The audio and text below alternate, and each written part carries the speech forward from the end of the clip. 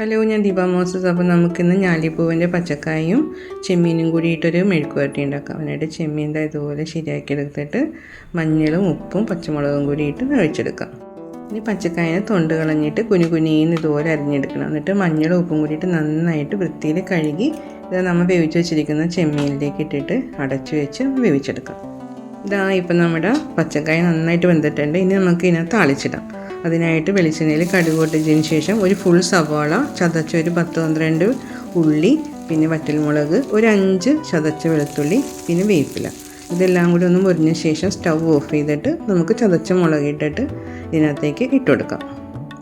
ഇപ്പം നമ്മുടെ കറി നല്ല സൂപ്പറായിട്ടുണ്ട്. ഇത് നമുക്ക് നല്ല ചൂട് ചോറിൻ്റെ കൂടെ കഴിക്കാം, ഇല്ലെങ്കിൽ രാവിലെ തണുത്ത ചോറിൻ്റെ കൂടെ തൈരും കൂട്ടി ഒന്ന് കഴിച്ച് നോക്കണേ. അപ്പോൾ ഇതെല്ലാവർക്കും ഇഷ്ടപ്പെട്ടെന്ന് വിചാരിക്കുന്നു. സാധാരണ പച്ചക്കായനേക്കാളും ടേസ്റ്റിയും ഹെൽത്തിയുമാണ്. അപ്പോൾ എല്ലാവർക്കും താങ്ക് യു.